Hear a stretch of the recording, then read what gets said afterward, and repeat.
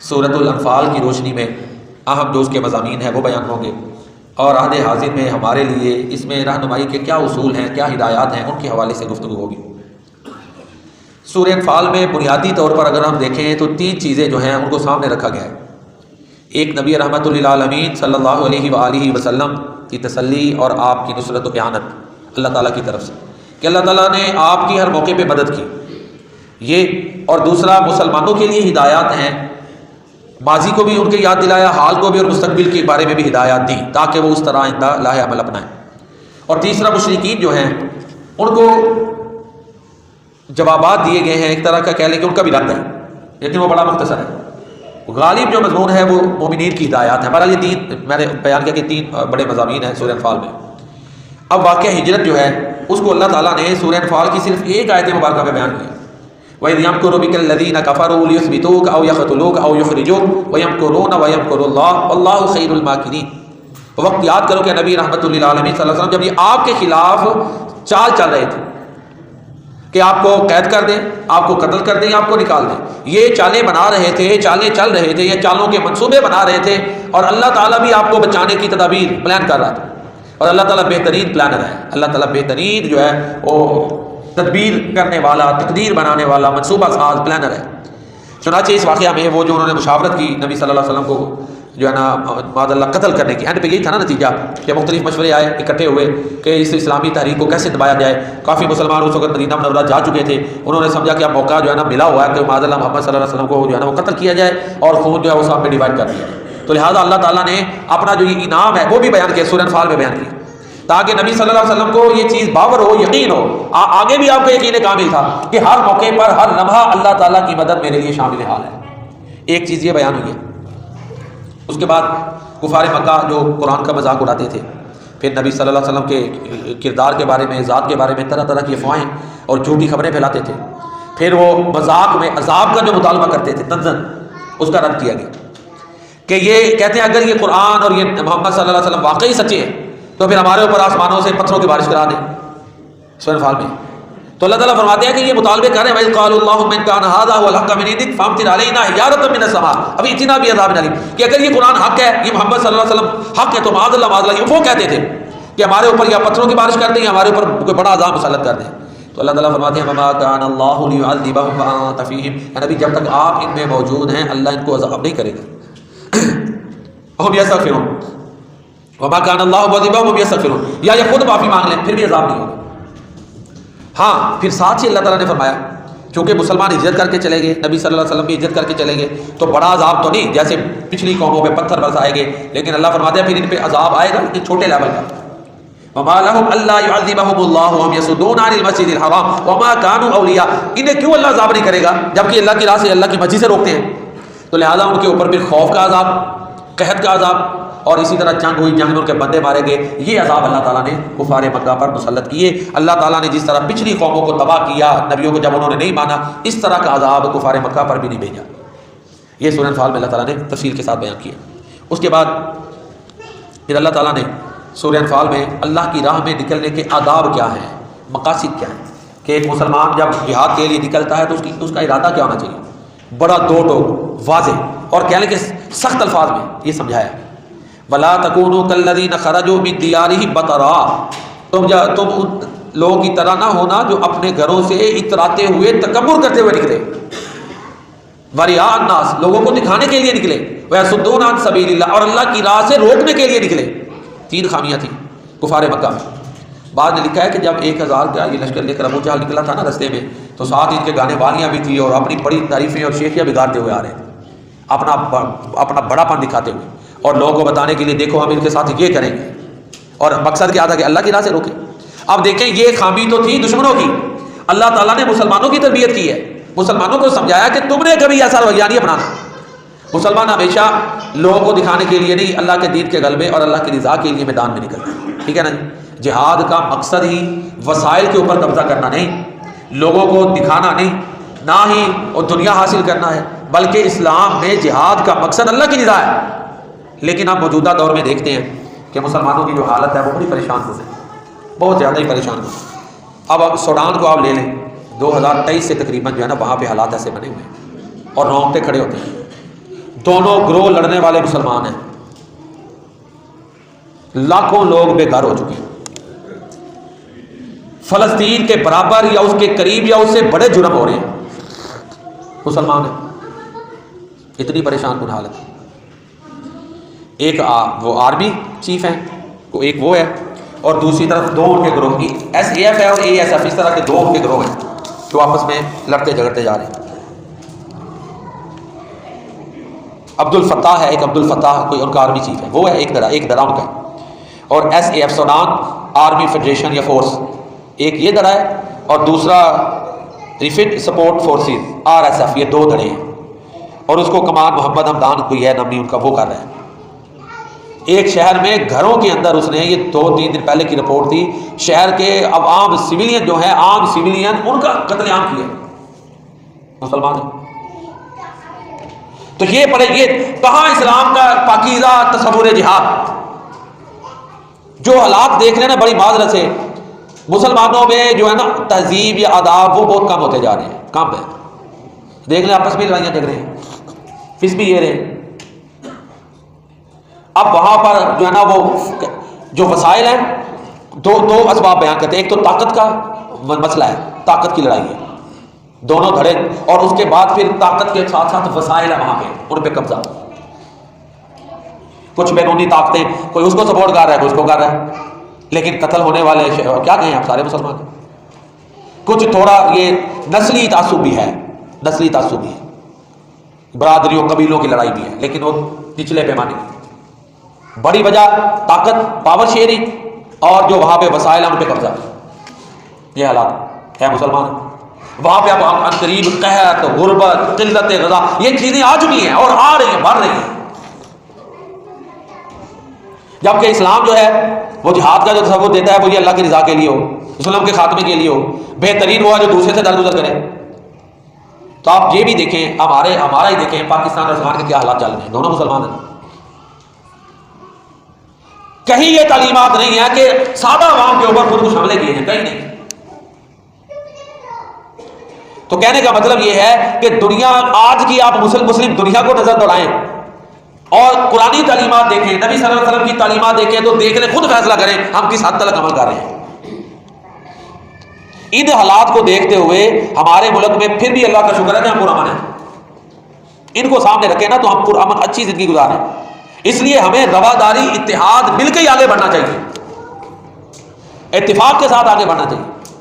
تو بہرحال عرض یہ کر رہا تھا کہ اللہ تعالیٰ نے مسلمانوں کی تربیت یہ کی ہے کہ سورہ انفال میں کہ تم نے اللہ کی راہ میں نکلنا ہے تو اللہ کی رضا کے لیے نکلنا ہے، وسائل کے لیے، اللہ کے دین کے غلبے کے لیے تم نے اللہ کی راہ میں نکلنا ہے۔ تو بہرحال یہ چیز سورہ انفال میں بیان ہوئی ہے۔ اس کے بعد ایک اور چیز کہ شیطانی قوتیں جتنی مرضی متحد ہو جائیں، جب مسلمان حق پر کھڑا ہو جائے اور حق کے لیے نکل پڑے تو پھر اللہ کی مدد آتی ہے۔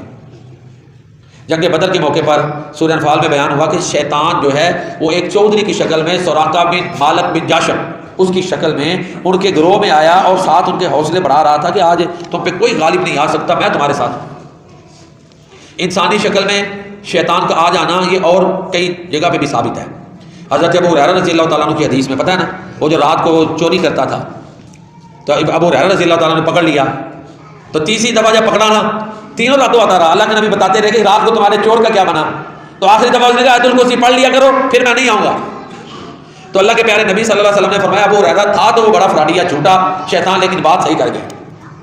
اس کا مطلب ہے کہ وہ شیطانی شکل میں آ سکتا ہے۔ کچھ لوگوں نے اس آیت کی تعویل کرنے کی کوشش کی ہے، جی وہ وسوسے ڈالتا ہے یہ وہ۔ بہرحال حضرت عبداللہ بن عباس رضی اللہ تعالیٰ عنہ بیان کرتے ہیں کہ شیطان جو ہے وہ انسانی شکل میں جنگ بدر میں جب وہ کفار لڑنے کے لیے آ رہے تھے، وہ رستے میں کفار کو وہ موٹیویٹ کر رہا تھا، اور وہ سراقہ بن مالک بن جاشم کی شکل میں تھا۔ تو جب اس نے دیکھا نا آگے سے فرشتے آ گئے ہیں تو وہ میدان چھوڑ کے بھاگ گیا اور کہا انی ارا ما لا ترون، جو میں دیکھتا ہوں تم نہیں دیکھ سکتے۔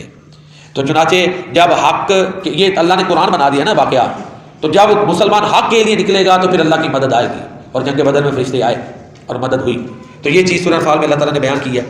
پھر ایک اور چیز کہ کچھ لوگ ایسے ہوتے ہیں جو حوصلوں کو پست کرتے ہیں، جب کوئی کام کریں اچھائی والا، دین والا، نیکی والا کام کرے تو کچھ لوگ باتیں کر کے حوصلے پست کرتے ہیں، تو ان کی باتوں میں نہیں آنا، اپنا جو کام درست ہے اللہ کی رضا کے لیے اس کو جاری رکھنا ہے۔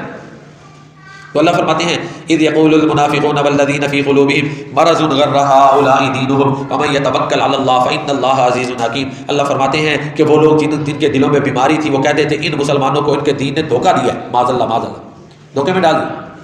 تو اللہ فرماتے ہیں جو اللہ پہ توکل کرے گا تو اللہ غالب حکمت والا ہے. مسلمان اللہ پہ توکل کرتے ہوئے نکلے، اللہ کی مدد آ گئی.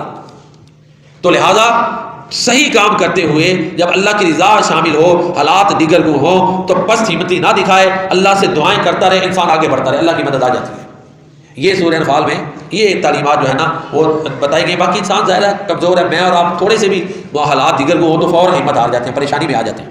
لیکن درست بات یہی ہے کہ اللہ کے اوپر اعتماد کرتے ہوئے اس سے جو ہے نا وہ خیر کی توقع رکھتے ہوئے انسان آگے بڑھتا رہے. مشکلات تو ہوتی ہیں، مسائل تو ہوتے ہیں، جب تک انسان زندہ ہے مشکلات مسائل یہ ساتھ ساتھ ہی چلتے ہیں.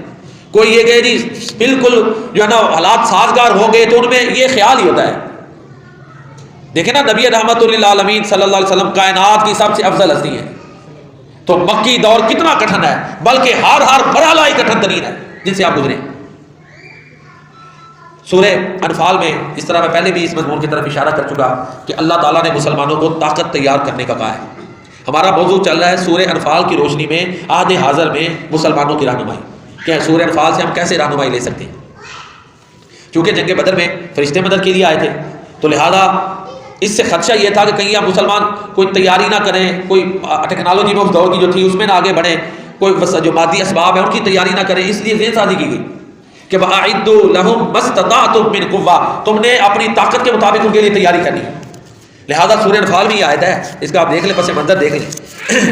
دعائیں اللہ کے نبی صلی اللہ علیہ وسلم نے کی، صحابہ کرام نے کی، اللہ نے فرشتے مدد کے لیے اتارے. مدد آئے گی لیکن مادی لحاظ سے بھی تیاری کرنی ہے، صرف خالی دعاؤں پہ انحصار نہیں ہے. ہر دیکھ لیں آپ، کوئی بھی دیکھ لیں مسلمانوں کا جو بھی غزوہ ہے اس میں لڑنا پڑا ہے، میدان جہاد میں اترنا پڑا ہے، پھر اللہ نے فتح دی ہے. کوئی ایسی آپ کو جنگ نہیں تاریخ میں ملے گی کسی بھی نبی کی کہ میدان جنگ میں وہ گیا اور کوئی لڑائی نہیں ہوئی اور ایسے بس دعاؤں سے ہی اس کو ختم کر دیا گیا. سورہ بقرہ میں اللہ نے فرمایا وہ طالوت 313 تھے جو غالب لڑنے کے لیے نکلے نا، ہزاروں کی تعداد میں سارے پیچھے رہ کے 313 آگے گئے. جنگ تبوک دیکھ لیں آپ، آخری جو جنگ ہے، اللہ کے نبی صلی اللہ علیہ وسلم نے عام اعلان کیا کہ رومیوں نے افواہ پھیلا دی کہ ہم نے مسلمانوں کو مدینے میں جا کے قتل کرنا ہے. سارے طاقت تھی، خوف پھیلانا شروع کر دی. اللہ کے نبی صلی اللہ علیہ وسلم نے کیا کیا؟ گرمیوں کا وقت تھا، اعلان کیا کہ سب چلیں گے. سرحد پر گئے لیکن رومی لڑائی کے لیے نہیں آئے، جو خوف کا سارا ختم ہو گیا، بلکہ سرحدوں کے اوپر جو چھوٹے چھوٹے قبیلے تھے اللہ کے نبی صلی اللہ علیہ وسلم نے ان سے وعدے کیے اور اسلامی حکومت کی گرپ مضبوط کی. جو مدینے میں خوف پھیل رہا تھا اب جو عرب کی سرحدوں میں وہاں سے بھی خوف ختم ہو گیا آپ کے اس پلان کی وجہ سے، آپ کی اس منصوبہ بندی کی وجہ سے. تو کہنے کا مطلب یہ ہے کہ میدان جنگ میں جانا ہی پڑتا ہے، کوشش کرنی پڑتی ہے. آج آپ دیکھ لیں جس کے پاس ٹیکنالوجی مضبوط آرمی ہے اس کے حالات دیکھ لیں، اس کی دنیا میں سنی جا رہی ہے. آج تو لڑائی ہی ٹیکنالوجی کی ہے. اب تو یہاں تک ہے کہ لوگ ویسے ہی الحاد کی طرف جاتے جا رہے ہیں. تو ہمارا عرض یہ کر رہا تھا کہ سورہ انفال میں مسلمانوں کو یہ حکم دیا گیا ہے کہ تم نے مادی جو اسباب ہیں، جو جنگی آلات ہیں، وہ تم نے تیار کرنے ہیں، تم نے تیار رہنا ہے اپنے ڈیفنس کے لیے، اپنے بچاؤ کے لیے. تم نے خالی جو ہے نا وہ صرف یہ نہیں کہ دعا کر کے اور مدد پہ چھوڑ دو، ساتھ اونٹ کا گھٹنا باندھنا پڑنا ہے، کوشش کرنی پڑنی. تو یہ چیز سورہ انفال میں اللہ تعالیٰ نے بیان فرمائی ہے. اس کے ساتھ ساتھ چونکہ مسلم آرمی میں محبت تھی، اطاعت تھی، ہے نا، ایک آپس میں محبت تھی، یگانگت تھی، ہم آہنگی تھی، سوچ فکر ایک تھی، سب متحد تھے. تو کیا کہتے ہیں، یک جان یک قالب تھے. نبی کریم صلی اللہ علیہ وسلم کی اطاعت میں سب آگے بڑھ رہے تھے. یہ حالات تھے. تو یہ حالات فوج میں ہونا، اس نظریے کا ہونا اللہ تعالیٰ کا انعام ہے. مسلمانوں کی فتح کا ایک سبب یہ بھی تھا کہ مسلمانوں کی فوج میں اتحاد تھا، سوچ میں یگانگت تھی، اتفاق تھا، ہم آہنگی تھی. تو اللہ فرماتے ہیں یہ جو کیفیت فوج میں تھی یہ اللہ کا انعام تھا اور اللہ نے پیدا کی. اگر تم ساری زمین کا مال خرچ کر دیتے تو اللہ فرماتے ہیں تم ان کی دلوں میں محبت نہیں ڈال سکتے تھے. اللہ تعالیٰ نے ان کے دلوں میں محبت ڈالی. یہاں اللہ تعالیٰ نے اپنا انعام وہ جو ہے نا بیان، فرشتے بھی آئے مدد کے لیے. دوسرا انعام فوج میں اتحاد تھا، سوچ تھی، قربانی کے لیے تیار تھے، آپس میں دلوں میں نفرتیں نہیں تھی بلکہ الفت تھی. یہ کیفیت جس کے ساتھ وہ آگے بڑھے. تو اللہ فرماتے ہیں لو انفقت ما فی الارض جميعا ما الفت بین قلوبہم ولکن اللہ الف بینہم. جو کچھ زمین میں ہے اگر سارے کا سارا تم خرچ کر دیتے تو تم ان کے دلوں میں محبت اور الفت نہیں ڈال سکتے تھے. یہ اللہ ہی ہے کہ اللہ نے ان کے دلوں میں الفت ڈال دی. تو یہ سورہ جو ہے نا انفال، اس کے چند مضامین تھے۔ آخر میں 2-3 اور اہم چیزیں اس حوالے سے یہ ہیں کہ اللہ نے واضح حکم دیا مسلمانوں کو کہ تم نے خود بھی اللہ کی راہ میں تیار رہنا ہے اور دوسروں کو بھی تیار رکھنا ہے، لیکن اس کے لیے ویژن بہت چاہیے، سوچ بڑی چاہیے، ایک اتحاد چاہیے، طاقت کی جہت کا درست ہونا چاہیے۔ یہ ساری چیزیں موجودہ دور میں یہ بہت زیادہ وقت کے تقاضے بہت زیادہ ہیں، لہذا اس طرح اتحاد جگانے کا، جس طرح کہ میں نے عرض کیا ہے کہ مسلمانوں کا شرادہ بکھرا ہوا ہے، عرب ہے تو وہ اپنی اپنی دھڑوں میں ہے، یہاں یعنی انفرادی طور پہ بھی یہ حال ہے۔ آپ ایک گھر سے لے لیں، محلے سے لے لیں، بین الاقوامی سطح پر چلے جائیں، مسلمانوں میں وہ یگانگت نہیں ہے، شرادہ بکھر چکا ہوا، قومیت وہ نہیں ہے۔ تو بہرحال ظاہر ہے جب یہ خامیاں ہم دور کریں گے تبھی بہتری آئے گی۔ پھر اسی طرح اللہ تعالیٰ نے یہ جو جنگ بدر میں جو قیدی تھے ان کے بارے میں بڑا سخت حکم نازل فرمایا، یعنی انہیں قتل کرنا چاہیے تھا۔ کیوں؟ دیکھیں نا، 2 طرح کے قیدی ہوتے ہیں، ایک ہے کہ حملہ کر کے جا کے کسی کو قید کرنا، ایک وہ قیدی ہے کہ مدینہ منورہ میں، دیکھیں نا وہ جو 70 قیدی جنگ بدر میں پکڑے گئے تھے، ان کا جرم کیا تھا کہ وہ مکہ سے چلے مدینہ آئے، انہوں نے اٹیک کیا تھا، یہ بات ہے نا، اٹیک کیا تھا۔ اور وہ کیوں آئے تھے؟ کہ مسلمانوں کو صفحہ ہستی سے مٹانا ہے۔